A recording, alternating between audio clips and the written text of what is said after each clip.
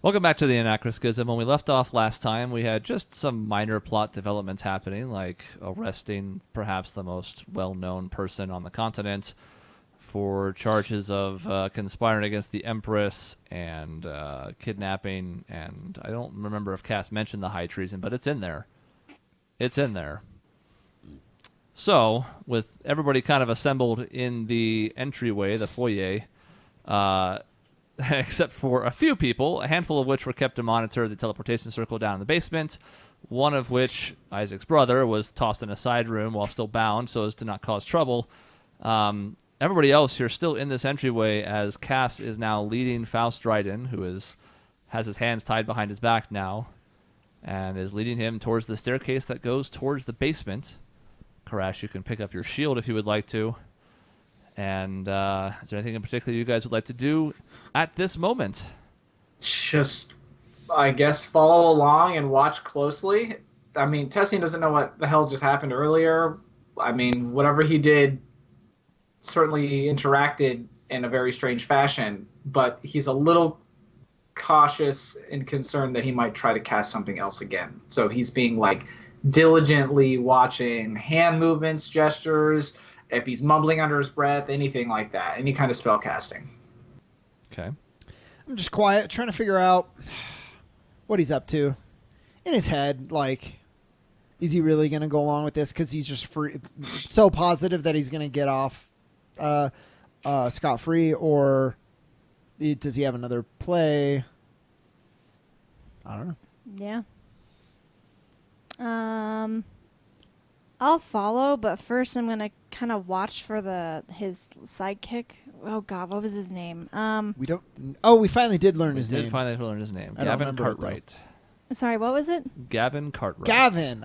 Kept wanting to say Yavin, like in Star Gavin. Wars. Okay. Yavin. Yeah. Okay. So Yavin Yartright. I'll watch him for a moment just to make sure, it doesn't look like he's reaching for his gun or whatever. And then if I don't see him do anything suspicious, I'll follow everybody. But is he just letting us go and just hanging out?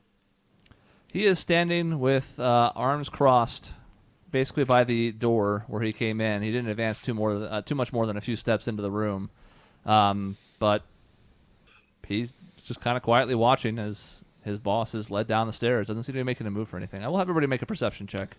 I don't think you have to worry about him, Lena. He's a well-trained dog. and then I just nod and say, "Well, it works in our favor, I suppose." Someone is rolling super loud.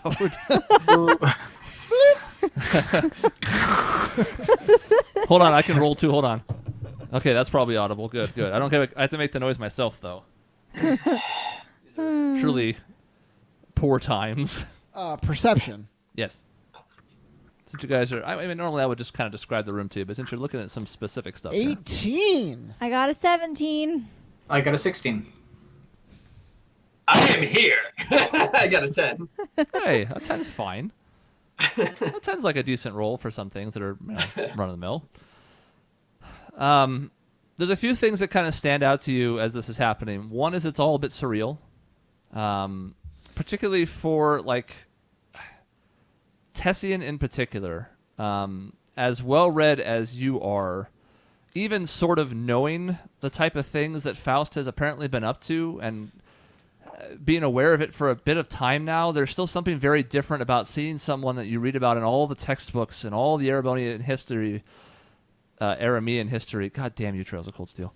All the Aramean history. It's very different to see him actually being led off in bindings, as opposed to just kind of hearing about things he may or may not have been doing, but actually seeing it before you strikes you as a bit odd. There is this kind of hush over the room in general, I think because other people are also sort of working through the same bit of emotions. Supposedly, the Alabaster Cabal members that were brought along here are loyal to the Empress, but even they also seem sort of in shock that this is actually happening in front of them and not just something that was talked about very briefly and turned around, in the span of a day.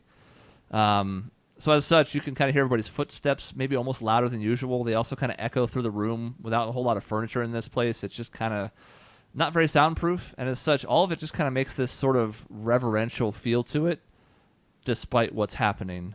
It's like that thing that we just saw Unforgiven, where Bill, the guy's talking about how like you couldn't shoot a king because there's like a reverence to it.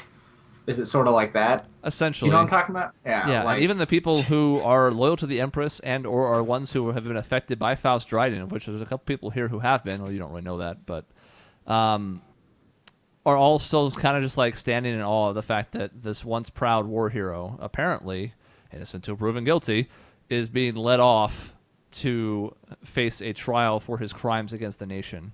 Yeah, Jason, that was a perfect analogy. Don't let Mike make you think anything different. No. I was enjoying the reference to the 96? 91. 91. We just saw it the other day or the other week or so, so Yeah, it's fresh in my head. we He watched talked it in about how theaters. you could kill a president because he's just a president, but Yeah. you couldn't kill a king because there's a reverence to it. So Yeah. I just imagine this feels like a moment in history, and everyone is just sort of like, "Am I seeing this? Is Yeah. it real?" Yeah. That's that. I also was appreciating you asking Chris if he knew the scene of his favorite movie. I was just like, yeah, I think he's probably once or twice. Well, and it's funny that Tessian's thinking that, because I'm also thinking it does feel like a moment in history. I'm concerned that it's not there's no like attention on it because there's no one here witnessing, and I'm like hoping that doesn't come back to bite us. You know? Yeah. Like, it's all just internal. What Isaac's thinking is like, this is kind of why he wanted to alert the media, but he totally understood like why that would have been really risky. But now it's like we're doing this big momentous thing, and there's no one here but us. So we'll see. Yeah. But a president? I mean, who wouldn't shoot a president? I can think of a handful of people that have tried, and Yeah. succeeded even. Especially back then, late 1800s. Like, who cares about presidents? Anyways, as far as the more specific things you guys are looking for, in a sense, you kind of have a better sense of what's happening because of the fact that everything else is so quiet. There's not like any background noise to sift through or anything. You're just kind of focused in, especially because you're on high alert. As you guys are looking at his hands tied behind him as Cass kind of leads him off by the shoulder, doesn't seem to be doing anything with them. They're bound there. They're just kind of hanging loose. His fingers kind of, curled slightly in a loose pose, but no activity there. Keeping an eye on his mouth to see if he could be mumbling something, because especially like Tessie and Lena, you guys in particular are familiar with spells, spell casting, so you know that there are certain abilities that require something of that nature from one of those two spots, if not both. Seems to be relatively straightforward so far. So you've destroyed our family with this, right? No matter how this turns out. It's especially ironic because that's all you seem to care about, but the Faust name is done. No, Dryden. The Dryden name is done. And Faust! Isaac Faust! Specifically It's like Faust Adolf. Dryden. But all You Dryden. can't name anybody Adolf now. It's Yeah. just weird. He says, I don't know. That requires charges to stick first, but besides, this family was torn apart a long time ago. Nothing about that has changed. I just want you to be aware of what's happening here. All your life has been building up to this moment, and it's all going to get torn away. You, the war hero, the history books are going to start writing quite a bit different about you, Father. I find history books to be a laughable bit of tripe anyways. They can only write about what happens to the people who survive. Everything else that happens in between those pages can be doctored as seen fit. Yeah, of course. I would think you would love that. You've done it yourself. That's the most hypocritical thing I've heard you say in maybe my whole life. There's nothing in those books that didn't actually happen. I was invaluable. I find it funny that you think you would know better what happened back then when you weren't even to be born until decades later. Sometimes you show your arrogance, son, I swear. And that's not to say some of your points are without merit, but the idea that you understand Aramean history better than I do, that's a funny one. You should consider comedy at some point. I understand your character quite enough, and I know why you do things. And the history books won't stop of how selfless you are and how you're the hero. And that's where they got it wrong. Maybe you did stop the war, but it was all your own selfish ambitions. You can actually see him pause here from. Actually, make an. No, I've already seen him. Yeah, no. Make a persuasion check. I've been intending to do more of these. I keep saying it and not doing it. 13. There is this kind of momentary pause you see from him. And he's had this kind of coy smile on his face for most of this, other than maybe a bit of surprise at what was initially awaiting him when he walked into the manor. It does seem to like fade for a second. He says, "You might be right to some extent. Playing the hero has never been that much fun anyways. It grew boring after a few years. Lavish praise and people who didn't see what I saw. To be celebrated for ending something so violent. To be celebrated for somehow surviving such a loss of life. Maybe it took a toll on me. Who knows?" Well, we might have one single thing in common, Father. It appears we're both tired of playing the hero. I'm tired of a lot of things, I suppose, and I think we have more in common than you care to admit, but nonetheless, this will be a nice change of pace. I'm almost looking forward to some captivity. Well, we agree on that as well. At this point, it's a slow pace, but you guys have reached the staircase down into the basement. It forces everybody to kind of go a little more, not single file, it's wide enough to at least fit two wide, so Cass is still able to stay astride with him, and there's guards on both sides of him, and you guys are walking with the group as well. Cass, as she's heading into this door, mentions to one of the regular guards folk there, "All right, as soon as we get him into that teleporter, and we make it safely, release the other one. We have no reason to hold him, but I want to make sure that we have the target clear before anything else happens." And he gives a nod and heads off to the room where you stashed him on the first floor. And then she starts accompanying him down the stairs. At the bottom, you get that same stunned shock effect from the others that were waiting by the portal, keeping an eye on things, making sure nothing else came through or nothing else was happening, when they also see Faust Dryden accompanied by their, their leader, as it were, in Cass. But they eventually part ways to give access to the teleportation circle, and Cass starts leading him in that direction. Anything else anybody's up to? As we kind of step down into that later, Tessian will sort of look to the bookshelf and then be like, "Faust, that room that you've got hidden away behind the, it was a bookshelf, right? A was a desk. cupboard of sorts. Yeah, I think it was a cupboard, not a bookshelf. But yeah, the furniture. Yeah, behind that cupboard over there. What is it you've got stored back there?" This gets kind of a chuckle out of him. He goes, "Ha, you found that, did you? Well, let's just say that's part of my leadership abilities." I see. And that spell you attempted to cast earlier, what was it? I don't know. I thought it was rather cute that you attempted to stop it, but it's nothing you need worry about. Safety precaution, since I'm going to be out of the house for a couple of weeks, it seems. Certainly no longer. Sure. You want to make an insight check? I mean, sure. I'd love to make an insight check. The suspicion makes me think you wouldn't mind. I don't think it's going to matter. 14, I don't think he really believes in one way or another. He trusts he's a good liar, especially if apparently he has a magic item that's helping his leadership standing over there, so I don't...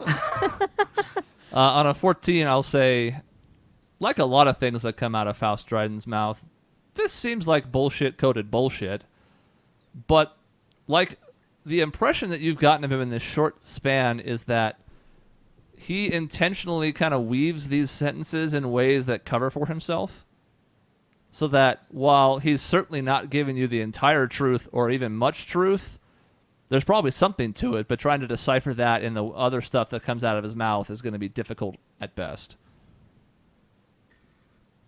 Guess Tessin just adds, well, I hope you enjoy jail, because you'll be rotting in there for quite some time, while we tear this place apart. Well, do try to spare my room and the other ones on the upper floors if you would. I mean, I expect you'll turn them upside down, but at least put things back the way you found them. It would be the proper thing to do. Proper, yes. And Tessian will just sort of look to Lena and look to Grail and just sort of look at everyone and just get a look for the scene. Just be like, we'll see what we can do. Yeah, if you have any errands you want us to run while we're at it, by all means, let us know. Oh, that's okay. I have some folks working on some of those things for me. I'm sure you wouldn't do. want to put you out. You've already done so much. Well, we'll see what we can't uncover here while you're gone. Don't worry. Your house is in good hands. He kind of gives a curt nod, looks in the direction of the teleportation circle, says, well, certainly been a while since I've used this one. A couple of decades now, perhaps? Makes an old man want to reminisce, but I suppose now's not the time. I would imagine you want to get me back before the Empress as soon as possible, right? And he's talking to Cass at this point. She says, that was the orders, yes, so I appreciate you being so cooperative, but if you wouldn't mind stepping onto that circle real quick, that would be most appreciated. He kind of gives a nod, and she leads him out there, and a couple of the Cabal folks also go to step on it. She sort of looks back at you guys to see if any of you want in on this first group. Room for 8. Tessian will go along, but he's going to look to Lena to make sure that she's going to come along too.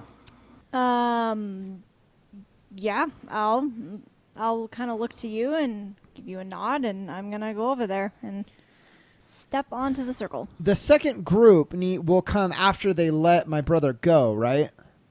Like that's the chain of events that would have to happen.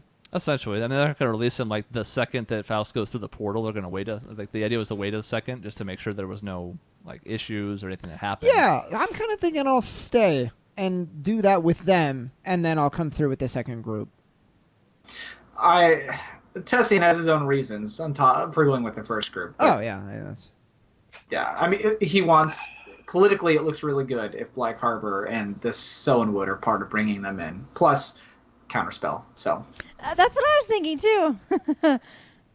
I'm gonna go grab the bag of books that I tossed in the circle. Okay. And stand as best I can between Tessie and Lena and Mr. Wizard Hands. Oh, so then Grail, what's Grail doing? She wants to stay with Isaac. Okay. So if Karash is going, I think that's all the more reason. I don't think she wants to leave him by himself. So she stays behind. The cheese stands alone. The house explodes. Just a little spell I left behind, and good luck sorting through the rubble. It's just like a Speed situation where we think the movie's over, and then suddenly there's a house explosion, and we've got a whole nother act on a subway train. If the teleporter goes less than 55 miles per hour. This is Hobbs and Shaw, where you clearly reach an ending, and then there's still 50 minutes left of the movie somehow. Oh. I'm sorry. So you've seen The Lord of the Rings, is what you're saying. Look, I enjoyed the movie. I really did, but it was fucking weird. There's no two ways about it. You're like, wait a minute. I saw previews where there was a whole other thing that hasn't happened yet. What's happening? So then one of Cass's guardsmen also hops on the platform to be part of the first 8. So Tessian, Lena, and then Karash sort of standing in between the two of your party members, as well as Cass and Faust, along with a couple Cabal folks, all gather around the circle inside of it. And you watch as the almost now familiar rune activation happens, and their forms all shimmer momentarily, as is normal for a teleportation, not anything out of the ordinary, and the group disappears. Isaac, there's this kind of quiet immediately afterwards, with the only person who was really doing any talking now out of the equation. Again, there's some folks who just kind of seem stunned. A couple people are whispering to each other, kind of like, is this really happening? Like, can't believe it's come to this. There's people who are sort of making sense of what's just happened. Well, I turn to Grail and I say, well, that could have gone worse. We're not out of the woods yet, but We could have all been exploded, so that's nice. She kind of shakes her head. She chuckles. She says, "I went better than I thought it would. To be honest, I think there's a lot of work left to be done, and I'm a little concerned that he seems so confident, but at least he didn't fight back, because, I mean, we talked about what we might do, but I still don't know what we would have done." Yeah, that's the catch, right? I don't want to look a gift horse in the mouth, but there's a part of me thinking that was too easy. I was almost hoping it would be harder, because now I'm just wondering, what is it that he's up to? I suppose that's the problem with him, right, though? I mean, you know him so well that at this point is it paranoia, or are you right to be suspicious? Well, that's the problem. I got him in check a few times, but I want to say every time I got him in check, he countered the check with a checkmate. So even when it seems like I'm ahead, it's like he's planning for me being a step ahead. Well, for the time being, I suppose all we can do is be happy it went down the way it did and hope that nothing else comes of it. Yeah, we're all alive. Let's go check on my dear brother. She kind of gives you a nod, and you guys head back upstairs to one of those side rooms on the first floor where you enter, and there's a couple guards kind of keeping an eye on Connor, who is still... He's not really thrashing about anymore. I think he's accepted the fact that he can't break out of this anymore, but he's still kind of wobbling around a little bit, almost like he can't sit still. So I'm going to walk over to him. Sorry, it's so Isaac-centric today, but... Well, we are in his house. Is is Gag still on? Yeah.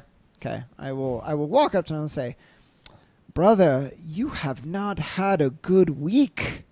And I will lower his gag. As soon as you do, he says, "Haven't had a good few years, but sure, let's go with a bad week. Why not?" Well, see, this is what I was talking about. It can't be pleasant for you here, and yet you persist. The kingdom of nothing, like your title and position means anything. Why don't you leave all this behind? We could find a use for you. We're on the conatus. We're changing things in this country, as if today wasn't enough to show you that. It's funny that you think I might want to go for that. I feel like you haven't learned anything all these years. You're supposed to be the smart one. I'm trying.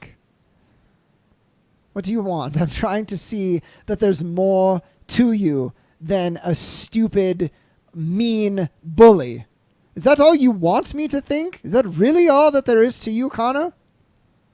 You can see him kind of shake his head at this point. He says, "I don't even know how I could go with your group. Is there any room for me up on that tall horse of yours?" Oh, come on. I want to give you a second chance. Now, I either have to be patronizing or wanting to murder you. Can't I just be your brother? I'm concerned about you. Even though I shouldn't be. In spite of myself, I will say, I am concerned about you. You can see this... There's this kind of 1,000-yard stare for a minute as he just looks off in the distance away from you and Grail and the guards in the room. He says, "There's no second chances. There's no hope. There's no anything, really. Apparently I get to stay here while they take him off, so stay here I will. Maybe I'll be able to find some fun in the town while I wait. Who knows?" You know, I hope when you're there at that moment where you're going to do something bad to someone, that you think about what I said, that there is more meaning for you out there, and you can find it. And it doesn't have to be with us, but you don't have to stay here. He just kind of shakes his head. He goes, "I'd never really liked any place but here. Out there, I'm nobody. At least here I'm someone." Well, I think that might be good for you, Connor. I encourage you to consider it. And I raise the gag and I say, "It's funny, I told Father earlier today that our family name is destroyed. And I believe that, except for one caveat. It's if you and Alexa and Cora and myself can band together and right the wrongs that our father has left us. This is all his legacy. It's not our fault. But how we react now, that's on us. So please think about it. And I walk out and I leave them to untie and whatever, because he just gets to stay. Mm-hmm. Grill kind of turns and follows as well, and guards sort of keep an eye on you as you leave. They seem to be getting ready to do it a few minutes after everybody clears out, so that seems to be the end of it, at least with him for now. You guys head back down? Yeah, I'll just tell her, like, that was weird. I've hated my brother for as long as I can remember, but I guess finally getting a victory makes me feel sorry for him. She says, well, if this holds up and we can take down your father for what he did, maybe that's enough Dryden's being thrown out of the house for one day. I mean, you relate to this a little bit, right? That love that persists for your family, even when it shouldn't, even when you don't want it to. I've had moments where I've had to doubt what Holden was doing too, but at the end of the day, family's family. You don't get to choose them, and I don't know, at least I don't have the same problems you do where Holden's done some things, but I do think he's still a good person, the brother I grew up with. I don't know what to make of your brother. In some ways he seemed, I don't want to say contrite, but he at least seemed a little bit sorry for what had happened, but he doesn't seem to want to own up to it. I'd be interested to see what everything looks like, what the dynamic looks like when my father is no longer controlling all the pieces. I sort of wonder about your sister, though. Not having seen her makes me wonder a bit, and I don't know. I mean, she's smarter than him, right? Oh. By a large margin. Yeah, Alexa, I don't know what she's up to. Knowing her, maybe she's watching us right now. Smash cut to her watching you right now. Even though we're in a hallway. Yeah, exactly. She's perched on the roof across town, but she's looking in the window. As you guys make your way back down towards the teleportation circle, the other side of the group, this happens, instantaneously after you leave, but familiar stomach drop, almost getting used to it now. This is like trip number 4 or so at this point, so you can at least sort of expect it now and not brace yourself so much for it so that it doesn't recoil so bad. Still, just that little bit unsettling, and you get the sense that it's probably always going to be that way. There's not a whole lot you can do to remove this sense of being like, I'm here, I'm not here, I'm here. But as your vision returns to you, you do see the same room inside of that teleportation hub inside of Waychester as you came through it a few scant hours ago. And you kind of look around the group just to see, head count, is everybody here? And everyone's still here, including Faust. Okay. Go ahead. I was going to say, we let Cass take the lead here. I mean, I think we're just sort of here to inspect the events, make sure it all goes well, and maybe get some credit by being present. So There is another dozen or so guards waiting just outside the room that led to the teleportation circle for Timberbrook. And again, sort of split between both Cabal members and Cass's own guardsmen that she controls. And as you guys step out into that more main chamber that connects to all the other teleportation circles, she looks in their direction. She says, well, here he is. Let's put the plan in motion as we talked about it. And one of the things you notice, actually all of you were there, you guys do recognize that one of the guards that's there is Frederick. And she looks his direction and she says, Frederick, I expect you to keep an eye on guard rotations. We talked about how much manpower we're devoting, but there is no higher priority here other than the Empress's safety herself. So let's make sure that we keep him under lock and key. It'd be a shame to lose him through our fingers now. And she starts to escort him, basically backtracking the way you guys came over. She doesn't say this, but just for the sake of making this quicker, the inference is that she's taking him to be held in that same room where you guys were talking to them previously because of the anti-magic field in place there. Mm-hmm. And that is the direction that she's leading him off. are you going to continue to accompany them? Splinter off? What's the plan? Cass is not following him, correct? Cass is She's- accompanying him as well. Okay. I think Tessian would like to follow until we see him in that room, Okay. basically. Yeah. It may be smart to follow at a safe distance from the rest of the party. I'm going to say that quietly under my breath to the two of you. Well, as long as we're within 60 feet, that is fine. And line of sight. Yeah. Duck around a corner. They're all gone. You're like, what? Mother F. Son of a bitch. Crash starts doing the math in his head for a giant fireball. What's the range on that? It's more than 60 feet. Oh, yeah. Yeah.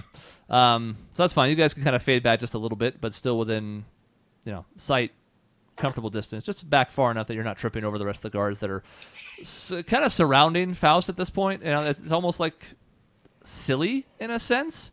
On the one hand, it makes sense because you'd want him to be heavily guarded. On the other hand, you're kind of watching the scene unfold before you, and it's like, if he were to do something, I'm not entirely sure what 15 people packed in a hallway this tightly would do to stop it.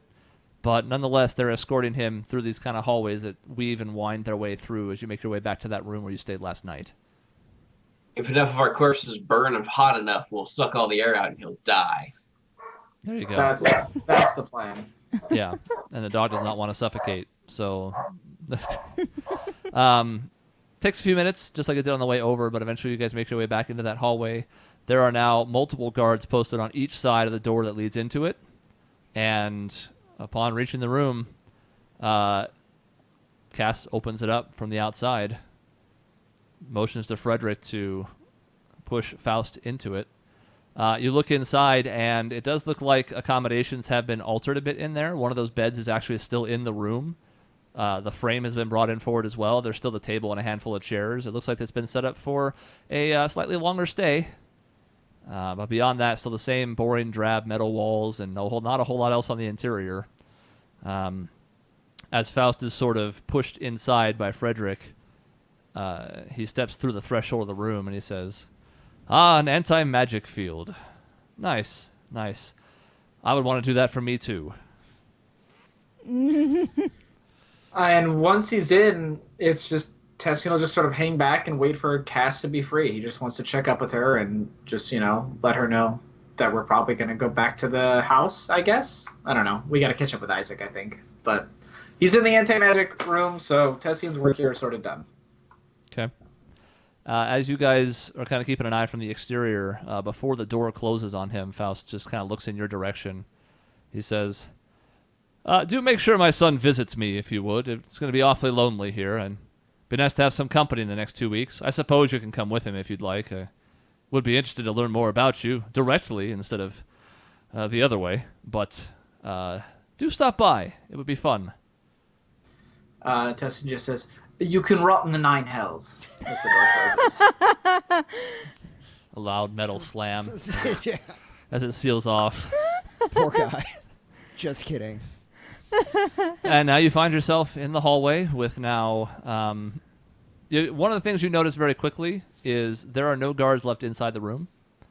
There are several posted outside. Again, you can see them on the hallway's exteriors as well as posted outside the room, both next to the door and across from it, including a couple of the Cabal members here as well. They seem to be not taking security lightly, but nobody is inside the room with Faust Dryden. Well, Tessian will just turn to Cass and say, well, Cass, I think our work here is done. You seem to have everything under control, and to be honest, I would like to get back to the house and see if there's anything else we can find by turning it over. What are your plans? You can see her kind of like noticeably exhale, like her shoulders sag a bit, and even though she's been composed and keeping things together fine, like the enormity is just kind of setting in for her, and now that he's in what seems to be safekeepings, like it kind of hits her at once, and she says, I'll be damned, we did get him. To be honest, I mean, we talked about what the plan was and what we would do and how we would hold him. We intend to gather as much information as we can, but I think a short break is in order. It's a hell of a thing we've done and a hell of a task still ahead of us, but I might at least go check on the Empress, make sure things are fine there, and then I might take a couple hours and just kick back a little bit. You've earned a good rest, Cass. Fine work today. A historic moment, to be sure. I'm just... And he kind of stops for a second. He's like, I have concerns. I couldn't tell what spell it was he cast earlier, and its reaction was strange and tied to something that we've been looking into and that we have far too many questions about and not enough answers. Tied in with the fact that there are clearly items in his family's employ that only Isaac or members of the family can interact with, I think we might be suited more than anyone else in looking over that house and seeing if we can find answers. So if you don't mind, I'd like to do that. On the Empress's behalf, of course. Any help would be appreciated, but I don't want to waste any time staying here. I want to turn it over as quickly as possible in case we lose any evidence. She kind of processes that. She nods. She says, well, Camille, the Empress, I think she would like to help as well. She has something for your group, though it's not vital you pick it up today. I think she would like an audience with you. She's still on the fence about how forward she wants to be with this, but if she's going to get rid of any pretense, and this move sort of does in some respects, she might be willing to speak with you in the open, regardless of the consequences. But I will talk to her in a bit here and see how she's feeling once she learns of what we've done and that he's here successfully.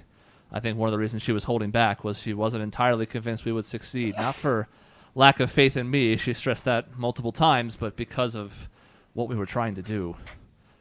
As for what you wish to do, we would certainly welcome any help. People that are familiar with Faust would probably be the best suited for digging up anything we can find on him. The Empress also wanted to stress that it's going to be a couple weeks before we have everything at our disposal and before we're ready to put him to trial, and that I don't want you, as a friend, to be spending all of your time on this. We want to be as prepared as possible, but you should also take some time for your group, because from the sound of it, you've been through a lot. Well, best I can tell, with tensions running as high as they are, yes, we got the man, but... And Tessin kind of looks to Lena, and he's just like, we haven't gotten answers, and we've got a few things that we're looking into. I think maybe we'll spend the rest of the day or two turning that house inside out, and he looks to Karash and he goes, so to speak, and we'll see what we can find, and I agree. Some time off is certainly in order.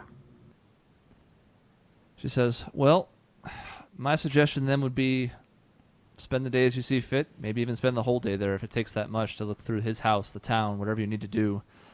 But come back here. If the Empress is willing to speak, I imagine she would like to do so this evening. And you can we'll give you access to the circle if necessary again, so you can come and go over the next few days or however much you see fit. But I would feel better knowing you were here than there overnight. Well, very well, as long as one of the Cabal members is there to give us passage, then certainly we'll return. We can make arrangements for that, yes. Tiny Mike! Come on, Mike's internet, fix this. My internet? Yeah. He's back. Anyways. So with that, she kind of gives you a farewell. She says as much to Lena and Karash as well. What's up?